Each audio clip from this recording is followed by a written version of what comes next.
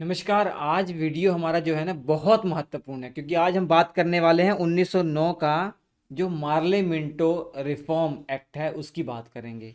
इसे Indian council act भी कहा जाता है, भारत परिषद अधिनियम 1909 भी कहा जाता है।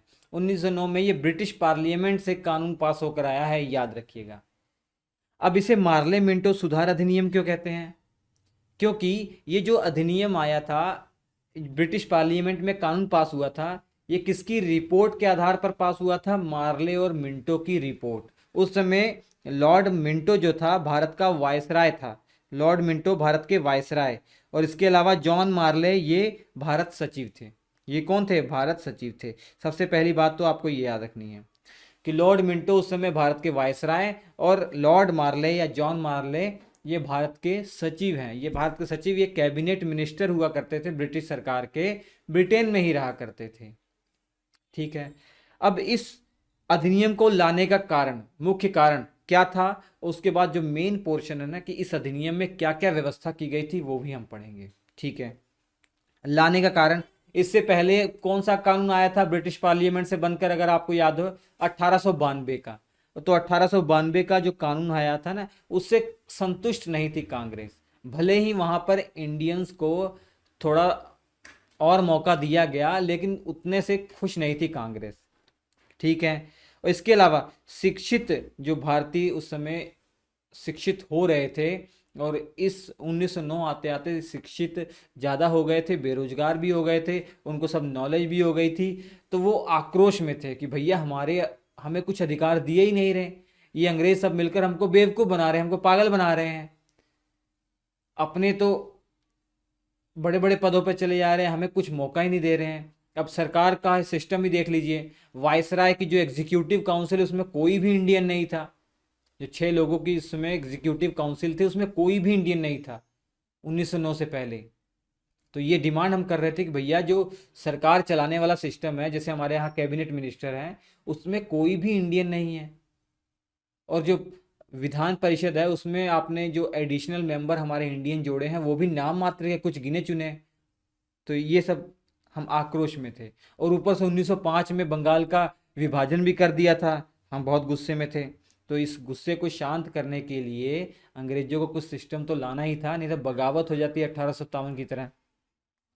और 1906 में मुस्लिम लीग का भी गठन हो गया। मुस्लिम लीग का गठन हो गया। मुस्लिम लीग जब गठन होने वाला था, उससे पहले जब आपको याद हो, लॉर्ड मिंटो से मुलाकात हुई थी 35 लोगों के द्वारा, जो 35 मुस्लिम लोग थे आगा खां के नेतृत्व में। शिमला में जब मुलाकात हुई, वहाँ पे डिमांड मानी गई कि भैया, मांगी गई मुसलमानों के द्वारा कि हमको सेपरेट इलेक्टोरेट सिस्टम चाहिए, पृथक निर्वाचक जो सिस्टम है ना वो हमको चाहिए। मतलब ऐसा क्षेत्र जहाँ पे आरक्षण हमको मिले, लेकिन वहाँ जब हमारा कैंडिडेट इलेक्शन में खड़ा हो, वहाँ की जो जनता केवल मुस्लिम है वही वोट कर सके उसे। सोच के देखिए, मतलब ऐसा चुनाव क्षेत्र जहाँ पे सीट रिजर्व है मुसलमानों के लिए, ये तो कोई दिक्कत नहीं।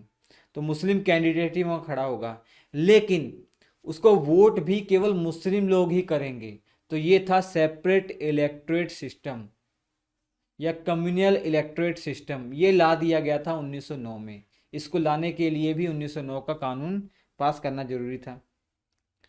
और इसके अलावा आपको पता है कि इस 1907 में सूरत अधिवेशन जब हुआ था, कांग्रेस दो भागों में टूट गई थी, नरम दल गरम दल।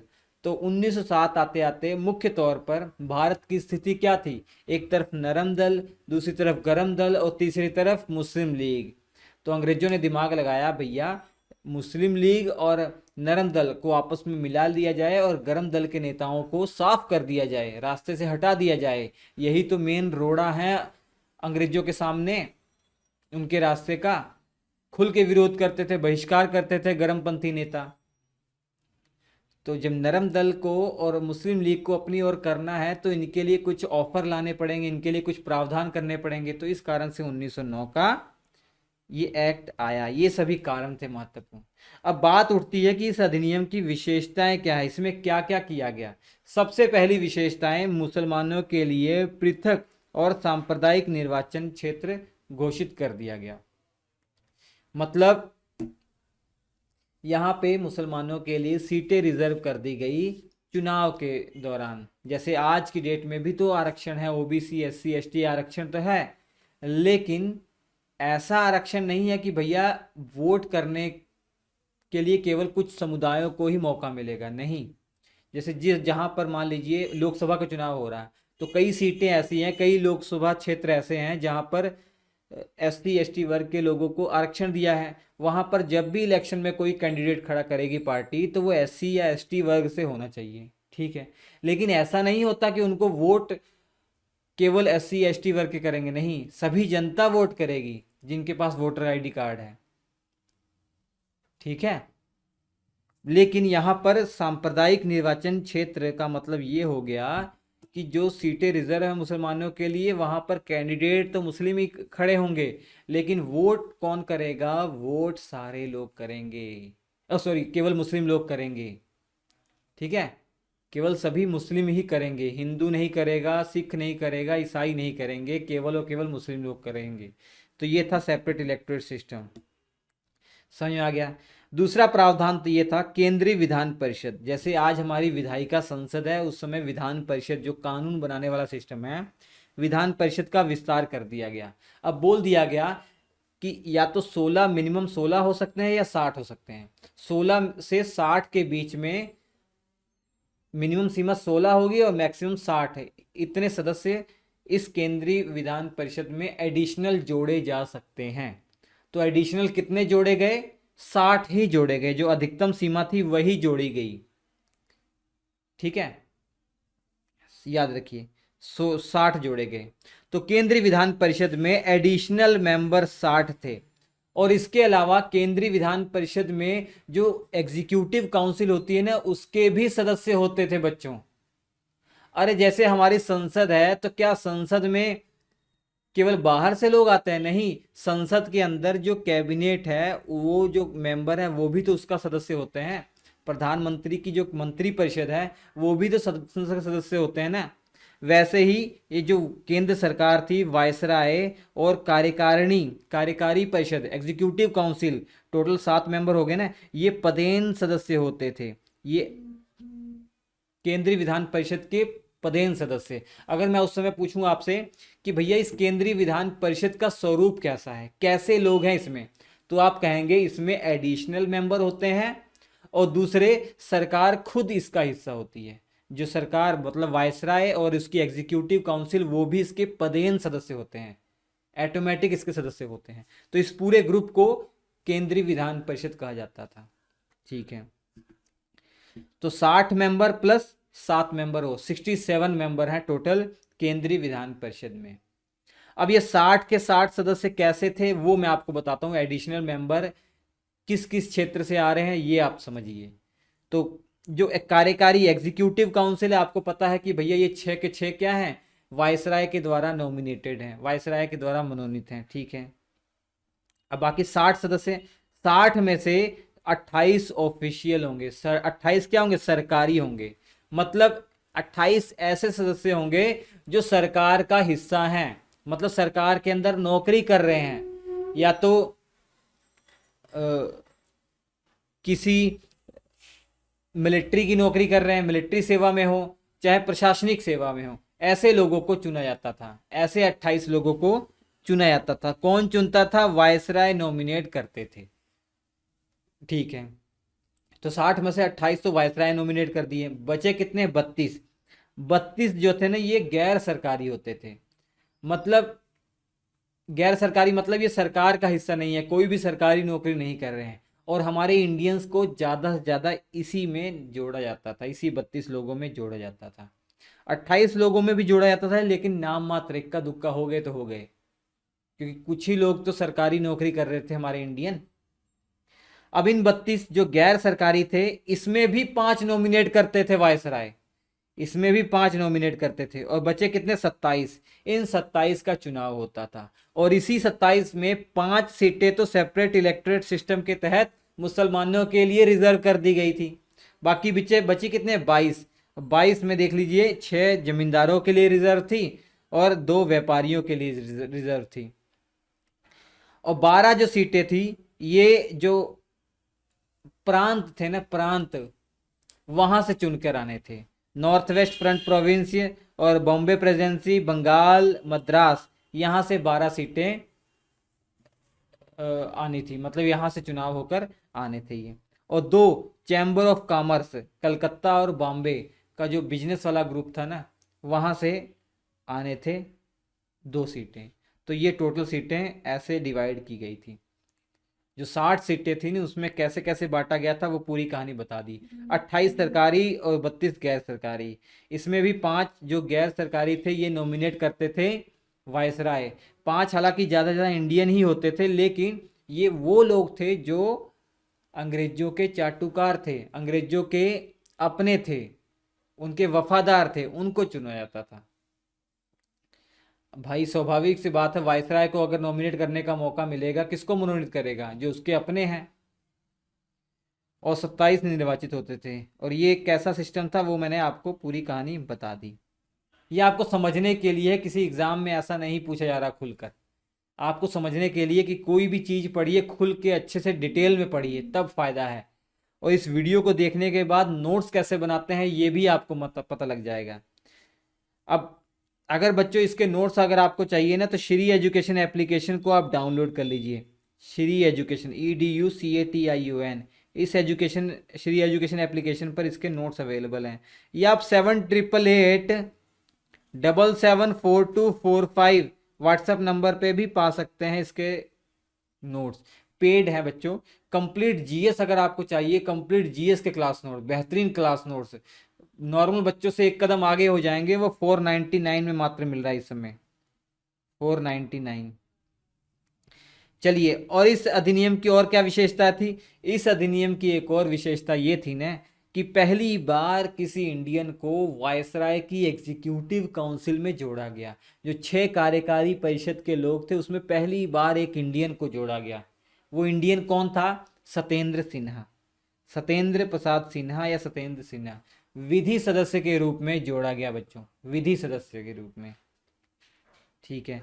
और इसके अलावा भारत के जो सचिव होते थे ये इंग्लैंड में रहते थे, उनकी सहायता के लिए 15 लोगों की टीम थी, आपको ये मालूम है। उस 15 के 15 पहले कौन थे? सारे अंग्रेज होते थे। लेकिन वहां भी पहली बार 2 इंडियन को मौका मिला। तो 2 इंडियन कौन थे? केसी गुप्ता और सैयद हुसैन बिलग्रामी। सैयद हुसैन बिलग्रामी और केसी गुप्ता, ये 2 इंडियन पहली बार इस भारत परिषद में जोड़े गए, फर्स्ट टाइम। ये बहुत इंपॉर्टेंट है, इसलिए 1909 का। जैसे केंद्रीय विधान परिषद में संख्या बढ़ाई गई, वैसे ही प्रांतों में जो विधान परिषद थी उनकी संख्या बढ़ाई गई सदस्यों की। ठीक है, सिंपल सी बात है। ठीक है। अब इसके अलावा जो विधान परिषद है, चाहे केंद्र की, राज्य की, इनके सदस्यों के कुछ अधिकारों में भी वृद्धि की गई। पहले लिमिटेड अधिकार थे और यहाँ पर कुछ अधिकारों में वृद्धि की गई। क्या अधिकार में वृद्धि की गई? जब भी विधान परिषद के सदस्य बजट का मामला चल रहा हो या जन साधारण का मामला चल रहा हो, उसमें अलग अलग उनके पास अधिकार था। जैसे अगर बजट की बात कर रहे हैं तो बजट पर बहस करने का अधिकार तो था एडिशनल मेंबर को। मैं एडिशनल मेंबर की बात कर रहा हूँ, जो 60 एडिशनल मेंबर हैं उनकी बात कर रहा हूँ मैं। तो इनको बजट पर बहस करने का अधिकार था, लेकिन नोट कर लीजिएगा कि वोट करने का अधिकार नहीं था। बजट पर बहस तो कर सकते हैं कि भैया शिक्षा के लिए इतने लाख रुपए आप लाइए, ठीक है, और चिकित्सा के लिए ऐसे मतलब इतना बजट लाइए, बजट बढ़ाइए अपना, और सेना पर जो अपना बजट है वो कम कीजिए, ऐसे बहस कर सकते थे। लेकिन जब वोट करने की बारी आती थी ना सदन में, तो उसमें वोटिंग राइट इनको नहीं था, याद रखिएगा। बाकी जब जन साधारण के मामले हो, जनता संबंधित, आम जनता संबंधित मामले हो, तो उनके हित के लिए कोई भी ये प्रस्ताव ला सकते थे, कोई भी प्रस्ताव रख सकते थे कि भैया ये फलाने जगह पुल बनाना है और फलाने जगह हॉस्पिटल बनाना है, ऐसे प्रस्ताव रख सकते थे। लेकिन ऐसे प्रस्ताव लाने से पहले 15 दिन पहले सूचना देनी पड़ती थी। ठीक है। वोट देने का अधिकार था इनको, किस मामले में? जन साधारण संबंधित मामलों में। वोट देने का अधिकार किस में नहीं था? बजट के मामलों पर वोट करने का अधिकार नहीं था। प्रश्न पूछने का भी अधिनियम था। प्रश्न पूछने का अधिकार, ये अधिनियम अधिकार है भैया, ये प्रश्न पूछने का अधिकार था, लेकिन क्रॉस क्वेश्चन नहीं कर सकते थे, पूरक प्रश्न पूछने का अधिकार नहीं था, सप्लीमेंट्री क्वेश्चन पूछने का अधिकार नहीं था। मतलब ऐसे जो एग्जीक्यूटिव काउंसिल के सदस्य वहां बैठे हुए हैं, सरकार के जो सदस्य हैं, उनसे क्वेश्चन पूछ सकते थे कि भैया आपने हॉस्पिटल पर कितना खर्च किया, ये पूछ लिया। जैसे फलाने जगह बंगाल में एक हॉस्पिटल है, हाइपोथेटिकल बात कर रहा हूं मैं, ये हॉस्पिटल इस पे कितना खर्च किया, और वो जवाब दे देंगे कि हाँ भैया इतने लाख रुपए का खर्च किया। अब दोबारा से क्रॉस क्वेश्चन नहीं कर सकते थे कि भैया इतना लाख तो नहीं खर्च होना चाहिए, इतना लाख खर्च होना चाहिए, ये अधिकार नहीं था उनको। ठीक है, समझ पा रहे हैं? मैं उदाहरण देकर आपको बता रहा हूं ताकि सारी चीजें क्लियर हो जाएं। इसके अलावा स्थानीय निकायों के लिए धन की मांग कर सकते थे।